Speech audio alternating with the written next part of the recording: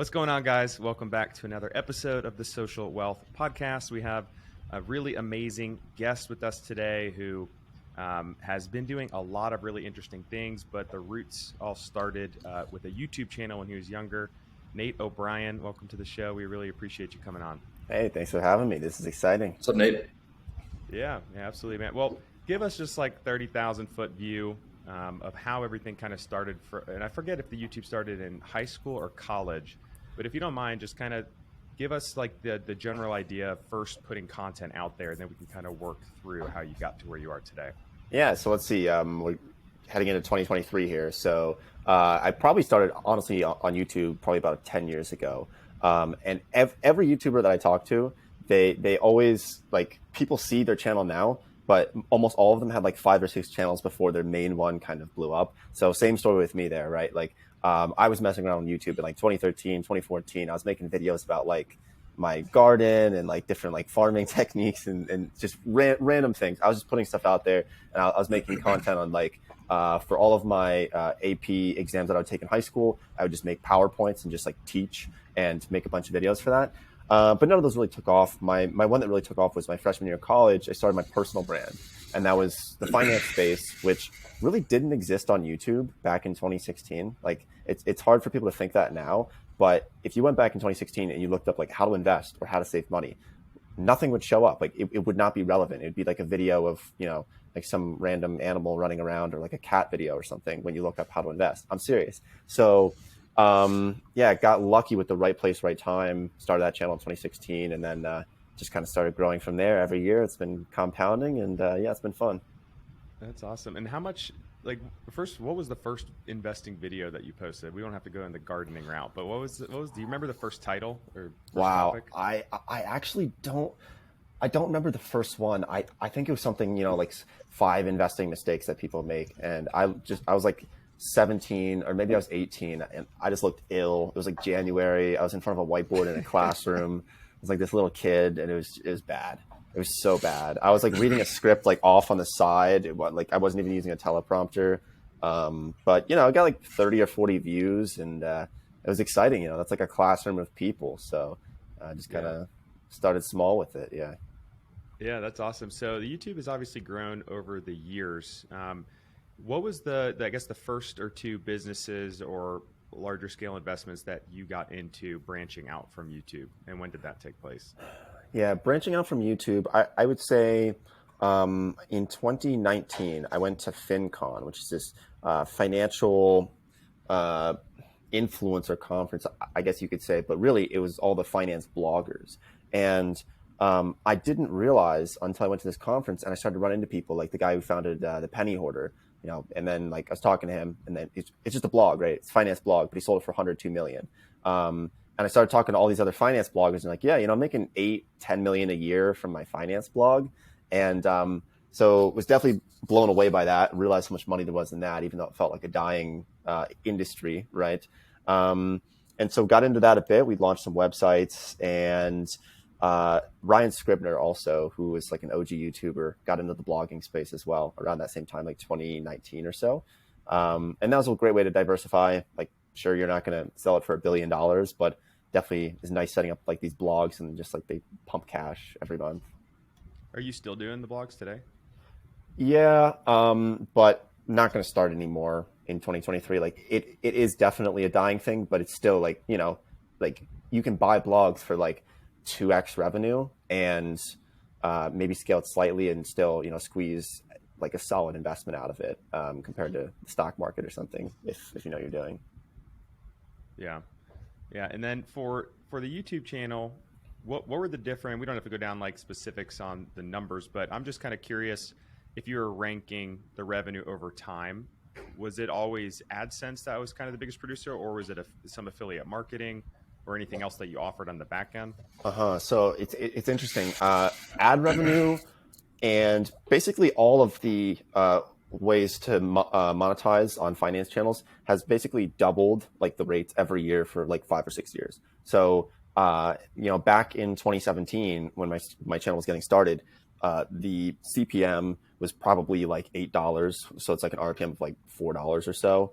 And then by 2018 it was probably like a CPM of maybe like $12. And then 2019 CPM might have been closer to like $18. And then eventually got up to the point where the finance CPM now is like $30, $40, $50 or more. So ad revenue's always been pretty solid. It's been getting better with time, just because supply and demand. There's a lot of people watching, but not enough finance creators, although I think it's reached some level of equilibrium now.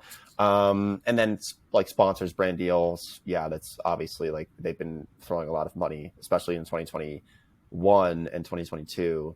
Hopefully that continues for the finance space.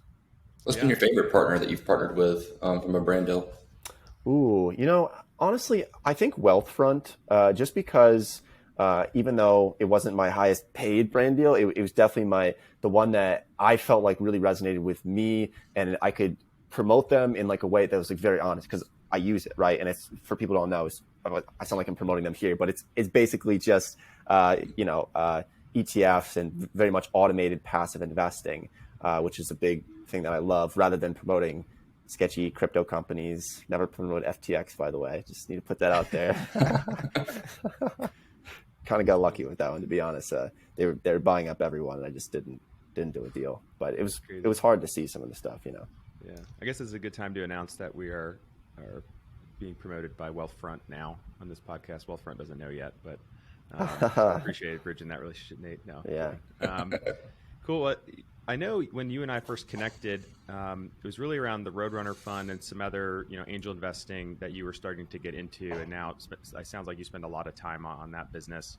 Can you talk about how you bridge that from doing brand deals initially to, hey, it would be awesome if I actually had ownership in these awesome finance companies that were young, growing, dumping money into influencer marketing? Is that kind of what triggered that initial interest in the it was. Roadrunner? Yeah, so I definitely have to give credit to Sebi, who's my partner on the fund, who, he lives out in San Francisco. He's been in the venture world for a while, and angel investing and startup world.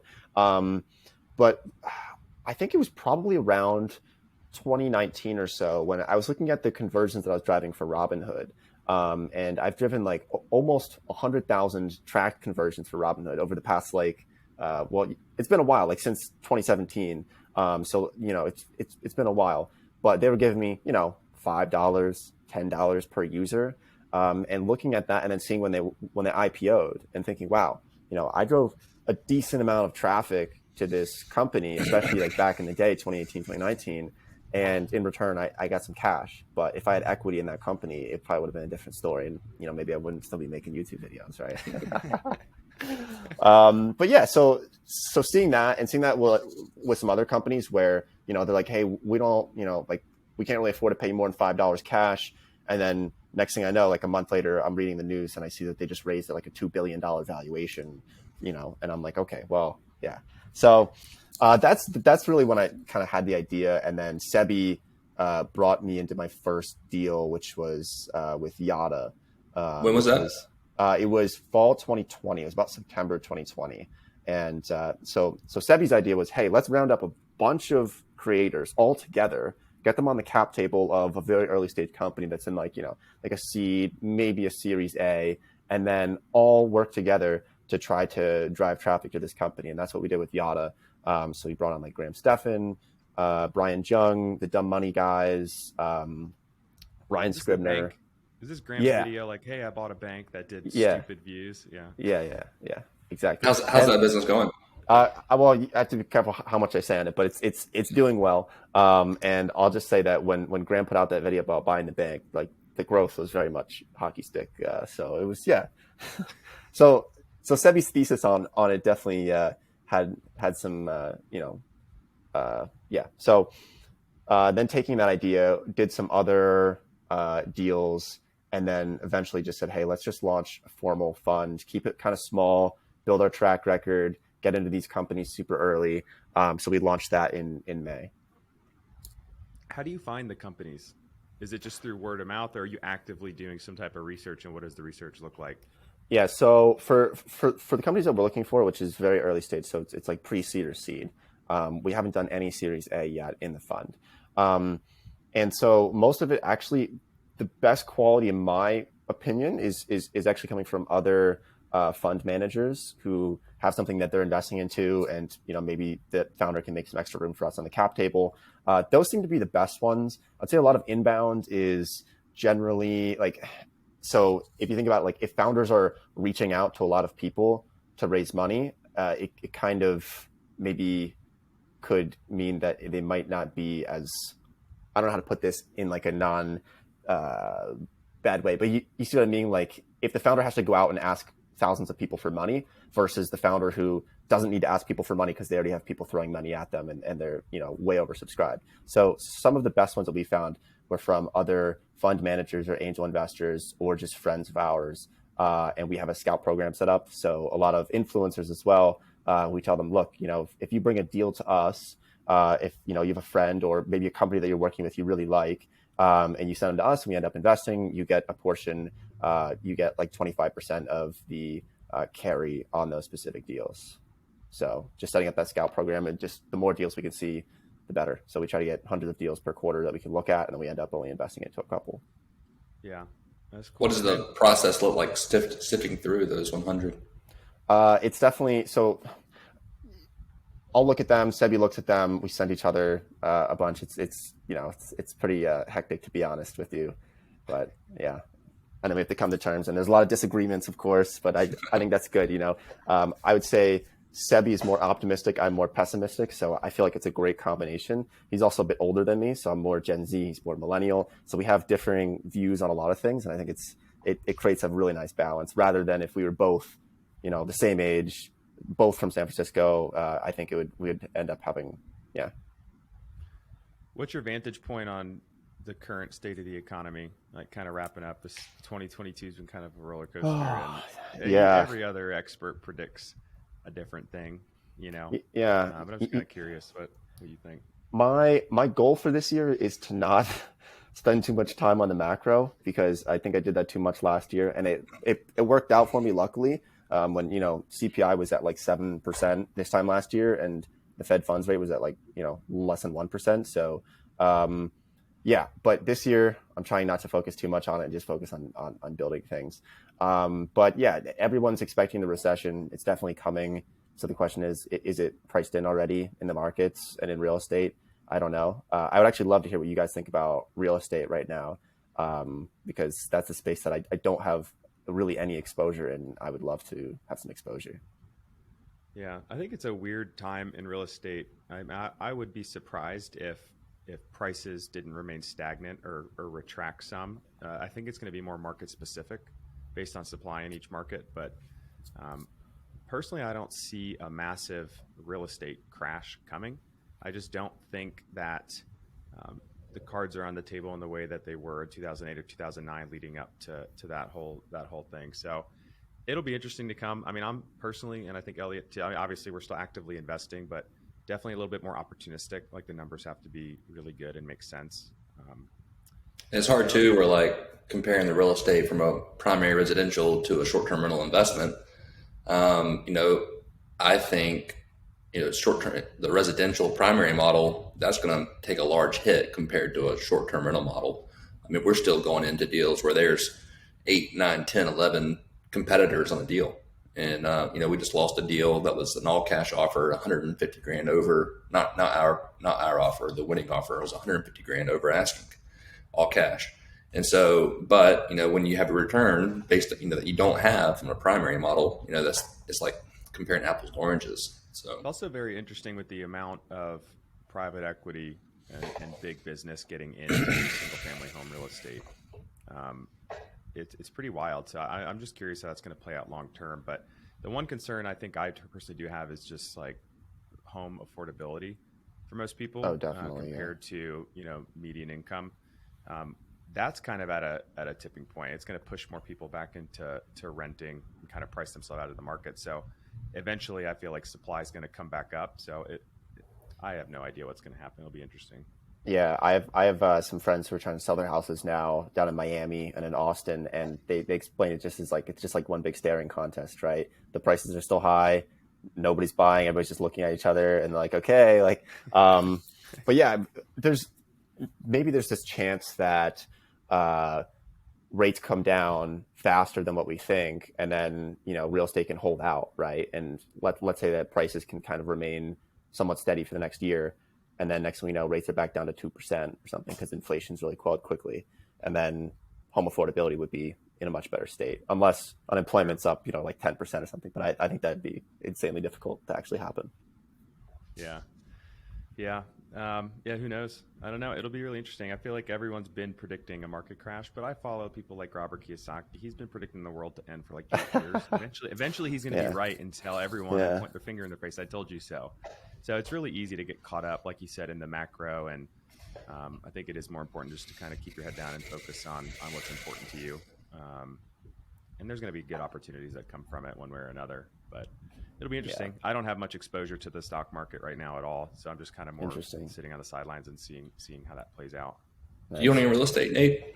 I do not, and I really need to. And at this point, I feel like I'm going to really wait for a nice deal because I'm assuming there should be some popping up in 2023. But definitely. So the way I view real estate is like, I have all these other things that I'm working on, right? We have the venture fund, I have my businesses. I also do invest in the markets. And so opening up another front here of like having real estate as well is just something that I feel like I would end up half-assing it. And then at that point, if I'm half-assing it, the returns are going to be mediocre at best. And at that point, I might as well just invest in the markets, right? So that's why actually I'm looking for, probably some funds or some syndicates or something to invest alongside with others. Yeah, I think just from a tax advantage, that's where you would benefit the most from it. Cash flow is great, obviously, but just parking some money into something that you can leverage depreciation or even do some cost seg studies where you would drastically reduce some of the income from your other businesses. Do you ever listen to the All In podcast, Nate? Yeah, it's one of my favorites. The last one, I forgot which bestie it was, but one of them was mentioning the tax code is strictly for real estate investors, like the benefits of the tax code. And I'm sure there's more benefits to other things, but real estate was basically the end all be all for him. Yeah, I definitely feel like an idiot with taxes. It's I'm definitely paying a decent amount in tax, so I need to get into real estate for sure, and do some of the cost segregation. I think Donald Trump just had a refund. Was it $4.5 million refund? I think it was. That sounds nice. Something like that. Yeah, I don't know. What does your team look like? Do you have employees? I know you have several different businesses. Like, what does your help look like? Because my own experience, as social media grow, your personal brand grows, you start launching all these cool initiatives, your time gets really limited, especially trying to balance, what you actually like to do in your personal life, which is important too. So I'm just kind of curious, do you have a team or is it just Nate? And what does the team look like? Yeah, so it's I try not to bring on W-2s, like full-time employees. I would rather just have someone go off and work, 10, 20 hours a week, and I have a bunch of people who do that, right? So I basically just have a list of people. And whenever I need something done, like, okay, I need someone to create this free PDF and create like this lead magnet, I'll just send it off to someone and they'll take care of it. It's so fine. It's so difficult finding really competent operators or people who are good at copywriting or people who are good at video editing. So that has always been the biggest pain point, without a doubt. Like the biggest bottleneck to scaling to the next level is finding the right people. Actually, I would almost want to flip that question around on you. How do you find really competent operators, especially the people who can actually like take charge and do something? Because you can find the people who can make the thumbnails and stuff, but finding someone who can direct someone to do that and actually have the good eye for it, it's just so difficult, right? Yeah. A lot of luck. Yeah. We've had some luck we run a property management business for vacation rentals, and we've had some luck in personally people reaching out to me on Instagram just saying, hey, I'd be open to a free, like a unpaid internship or something. And I was like, well, if you have the time, like we'll pay you and you could work a little more than just like an unpaid internship. And some of those, by like some miracle, we've had some amazing people come join the company to work for us that are awesome, and they can take a little bit of direction and just run with it.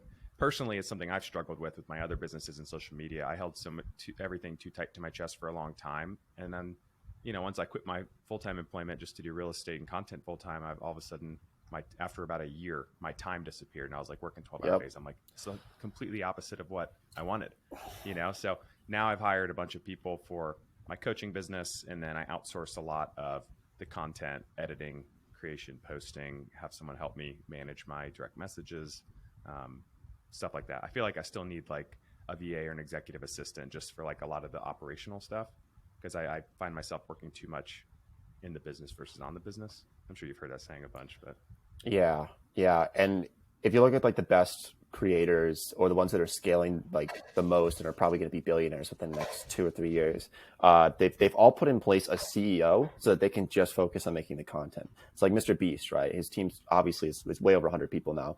It's probably well into the hundreds. But he has a CEO, they have a president, like they have all these people treating it like a corporation, so that Mr. Beast, like, sure, he still has the final say, but he's just like the guy who's like, his number one focus is just making the content, right? And same for Nelk.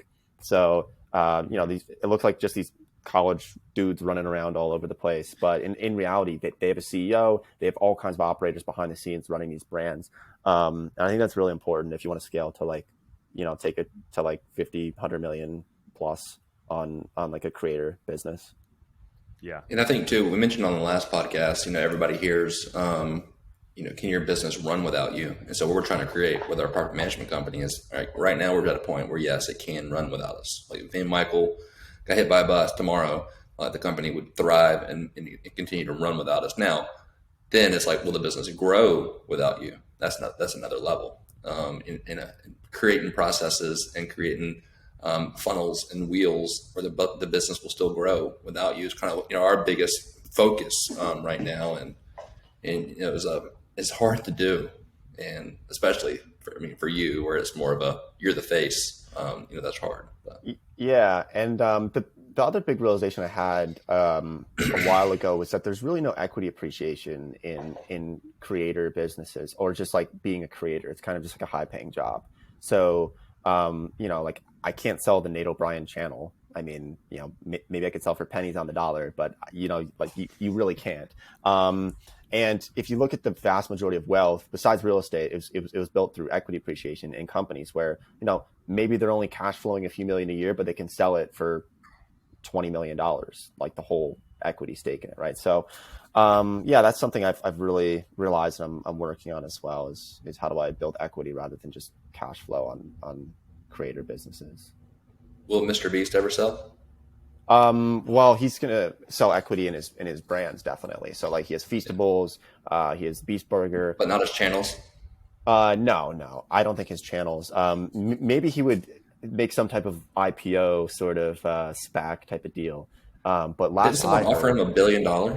Yeah, yeah, and that is very legitimate. I've heard that from a number of people. Where they're, well, I shouldn't go into too much detail. Yeah, but definitely very legit. Dang, that's crazy. He said no. No. Yeah, I know. Well, he's definitely worth a more. couple of his interviews, he like lives and breathes his content though, which I feel like that's tough, because it sounds like he's almost said that he feels depressed if he's not, like he feels like kind of like funky if he's not actively creating, or like the creative thinking behind all the content. He wakes up thinking about content, films content, goes to sleep thinking about new ideas. And he even said himself, like, he doesn't take time off, which I guess if you just love it that much, then that makes sense. But for me, it would drive me crazy. Like, I need like time to do stuff I like to do outside of business or content creation. Yeah, some people are just built different on that. It's kind of like me, Kevin. He just, he can pump out 7 videos a day, and it's just next level. How that man operates. I know. Just do not understand. And it's just goes. I feel like there's 6 of him. Yeah, and he has such a lean team too. Like he has a handful of people. He has like maybe 3 people on his team. It's insane. And last year he made like 20 million or something. Yeah, something crazy.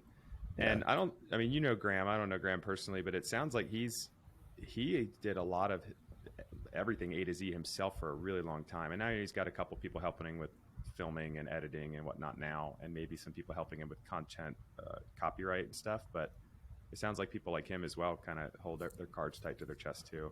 Yeah, and I don't think there's anything wrong with it either, because sometimes you hear the big people, like the big entrepreneurs, that are always saying you need to outsource everything. You shouldn't even be, like flushing your own toilet. You should outsource just everything, right? But like, look at Graham. Yeah, he did most of it himself.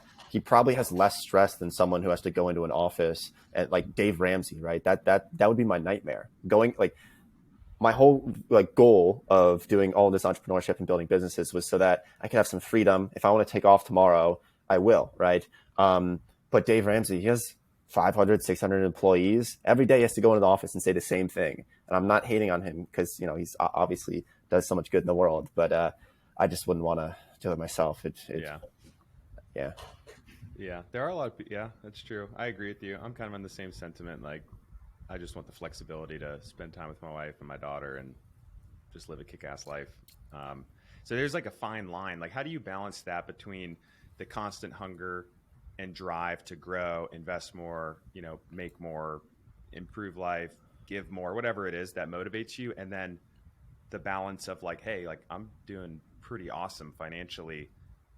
Why wouldn't I just like kind of take it easy and travel nonstop, do what I want to do? Like, what's the balance for you in your life, or advice for people who are kind of entering that stage?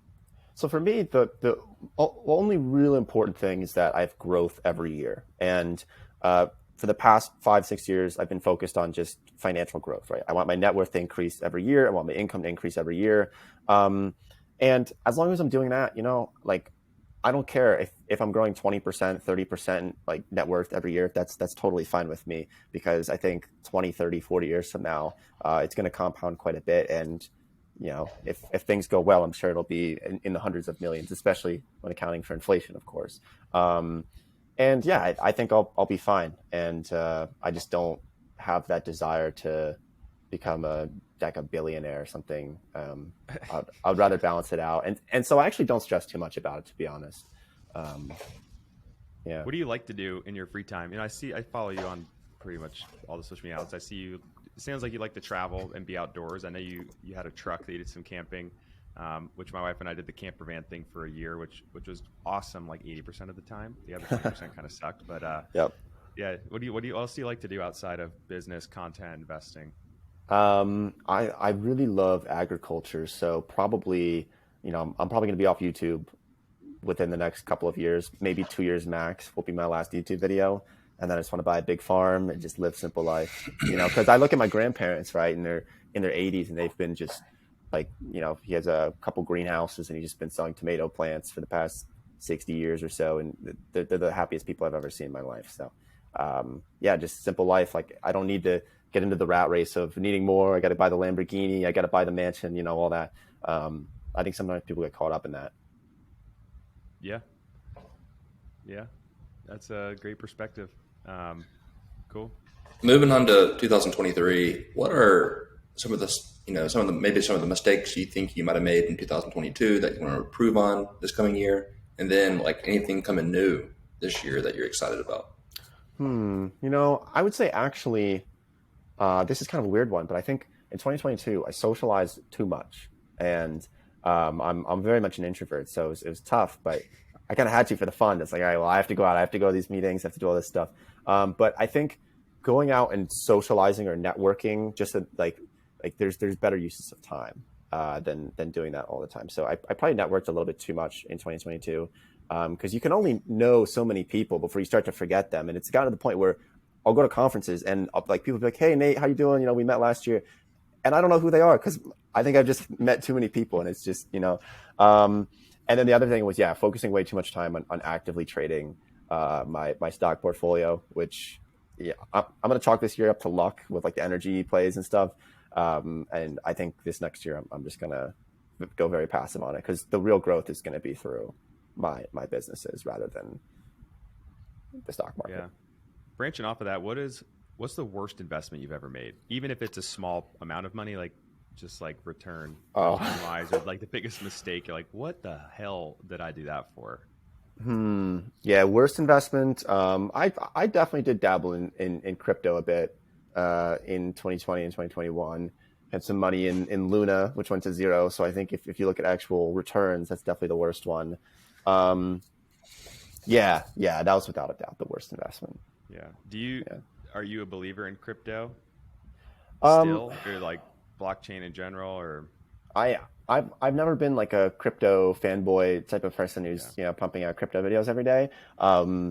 But yeah, like I have Bitcoin, I have Ethereum, but it was pretty overhyped last year, and so there's probably be some good buying opportunities once everybody neglects it. I think my favorite thing to do with investing is looking where nobody else is looking. So once everyone gets flushed out of crypto and Web3 especially, which was like the big buzz last year, there's going to be some really interesting stuff that then I'm going to go look at because everyone's focused on something else, right?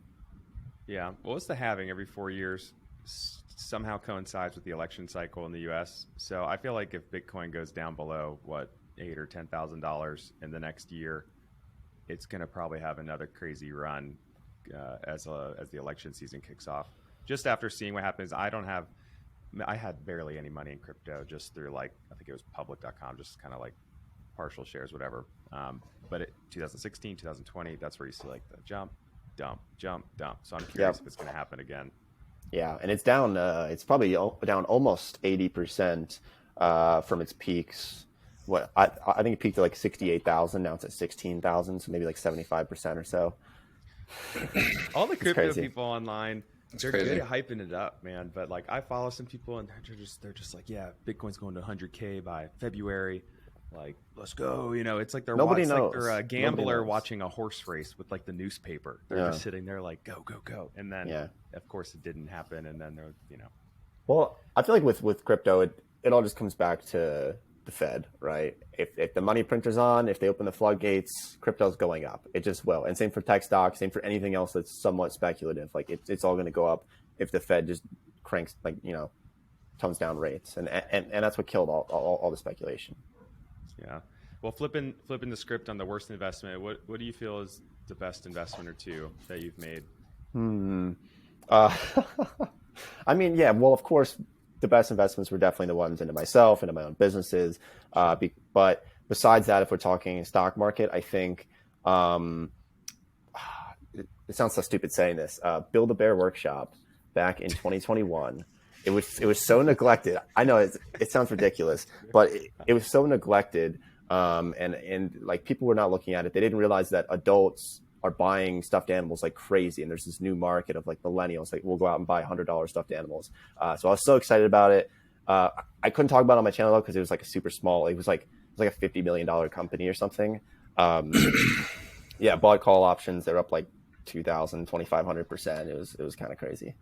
Yeah, That's because nuts. Have you they ever just done blew Build a up. Bear? No, I've never been, but no, I've been many times, but I've never bought from them. Like I'll just walk I into the built a stores bear. and look I around. built a bear for like a eighth or ninth grade girlfriend once. I went with her Oh because I yeah, felt so uncomfortable the whole time. It was kind of a weird. It was kind of a weird process.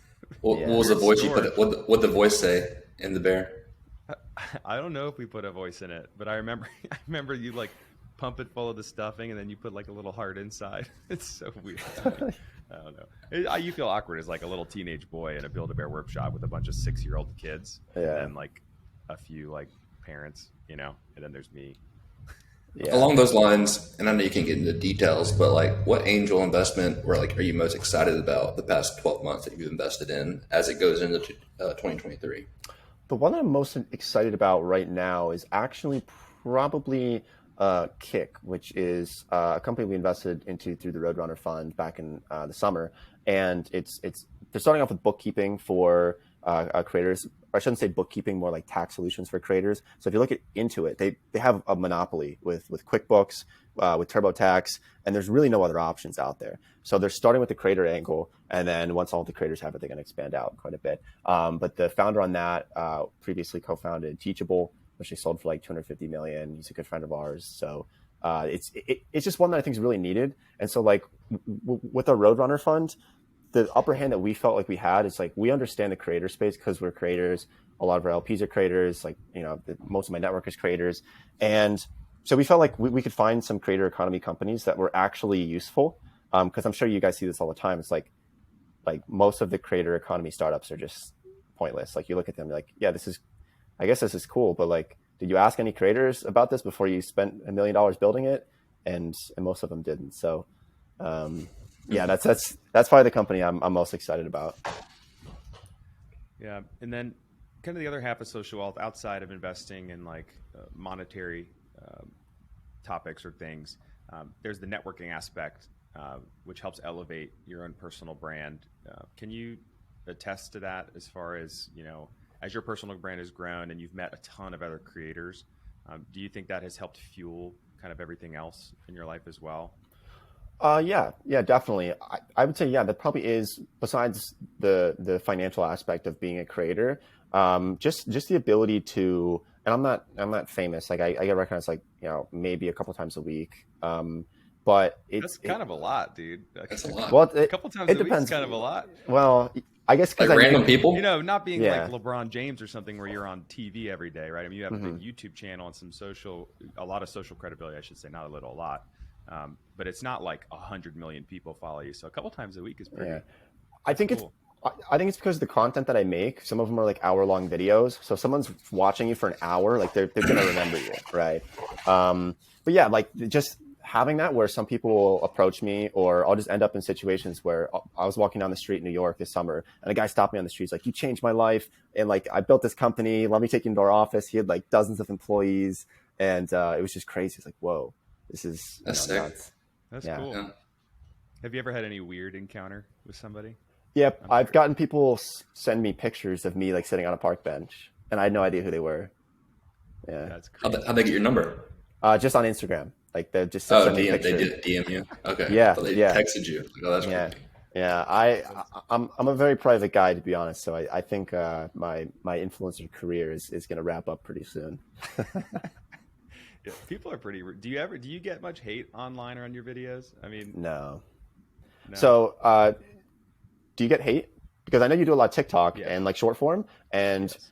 from what I think about it is like with YouTube, they choose to click on my video because they see it and they're like, okay, I want to watch this video about investing. But for short form content, they get fed that stuff. So they're like, who's this Michael guy? Like, Yeah. I don't want to see this, and then they comment something mean because they were Yeah. fed it instead of choosing to view it. Yeah, Right? that makes sense. Even on Instagram too, I get some. I guess with reels and whatnot. But short-term rentals and Airbnb can be somewhat of a controversial topic for certain people, depending on how they view single-family homes or real estate in general. So, but yeah, I get a lot of hate. I don't know. I'm It's kind of probably accustomed to it. is it mostly from people who are like, you're taking away homes, or like you're Yeah, there's bloodsucker some of kind of that. like Like, capitalist? yeah, exactly. You're exactly, yeah. Yeah. A lot of that, and then a lot of other people just assume I'm like just a piece of shit or a scammer, and I'm like a pretty normal person. So I'm like, oh man, that sucks. They think that, but I guess I could see why they think that if I was. There are a lot of bad people. Exactly. Yeah. There's a lot of Fluff, if you will, but yeah, I don't know. It's a weird thing. I never thought I would create content. Um, I honestly, if most of my businesses were not revolved around social media, or at least social media amplified them, um, I'd be okay with like deleting social media off my phone, because Yeah. it does suck the life out of me. And my wife and I always call it like being funky, but we notice if we're on our phone and scrolling through stuff, just kind of killing time, like the constant dopamine hit, and all of a sudden you put your phone down and you have this weird feeling of like sadness or depression. Yep. And it's not like we're depressed people, but like there is a moment of like you feel off, and it's strange to me. So yeah, for that reason, I would be like, I need to be better about like turning that off when I'm not using it for good use. Yeah. I don't have TikTok, and that's actually why, especially the short form content, it's just like, I don't know, it's so easy to get like sucked into it, and then you're in it for an hour, and I'm like, oh, and I feel like garbage afterwards. And like with your stuff, it's good because it's educational, it's useful, right? But like the majority of people are watching just random videos, and it's just it's so bad. So yeah, I don't know, and I don't want to go into rants here, but I'll just say this: that like kids today, or most people today, that they don't have any downtime. Like they don't have time to just like sit there and think. If they're sitting in a car, or they're sitting on the subway somewhere, or on a bus going to school, they're just in their phone, and like they don't have any even 1 minute of their day to just like contemplate life, think about it, and daydream, It's almost or like any of that. Like they can't do it.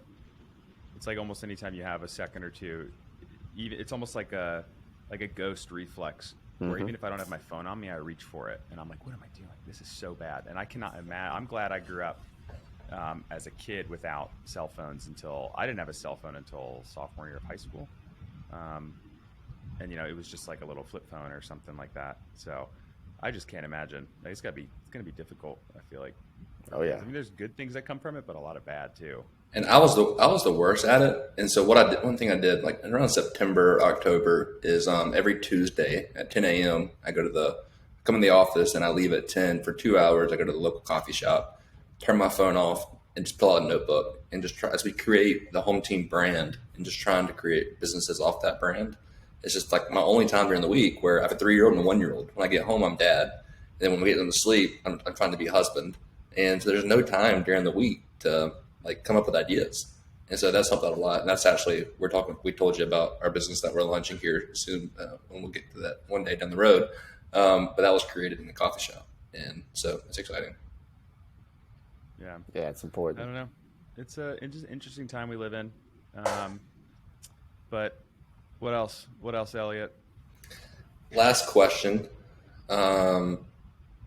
Your last video was top 10 books to read for next year. Mm-hmm. If you had to pick one of the 10, what's the one people got to read next year? Wow. So I've been getting really into like the 1800s, like early 1900s, like that turn of the century there, and learning about all these big tycoons, or some people call them robber barons. And so I read The House of Morgan, which is basically it's like the history of modern day finance, and you realize how much these people controlled. It was insane. Like the Morgan family was more powerful than the government at one point, in a way. Like they bailed out the government. So it's just absolutely crazy. So I would highly recommend it for people who like history or finance. It blends both of them, and it's just so interesting. Do you read a lot? Yeah. I try to read a book a week. There's definitely some times where it's like, I'll fall off a little bit, and it'll take me like a couple weeks to read a book, but yeah. When do you read the most? Like what time of day? During the week? Like weekends? Usually at night, and I literally set a clock. Like I have a clock on the other side of the room here. It's a timer. It's like an egg timer type of thing, and I'll set it for like 35 minutes, and I'll just read.